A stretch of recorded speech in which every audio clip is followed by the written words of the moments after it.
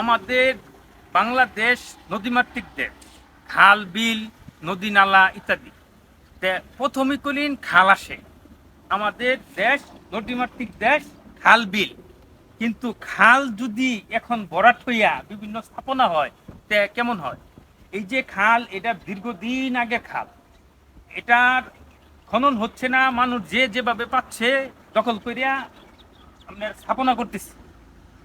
এই এলাকার লোকের সাথে কথা বলছি, তারা বলতেছে দেখেন, এই খাল থেকে আমরা আগে চাষাবাদ করতাম, আবাদি জমি টমি করতাম, সেচ দিতাম পানি দিয়া।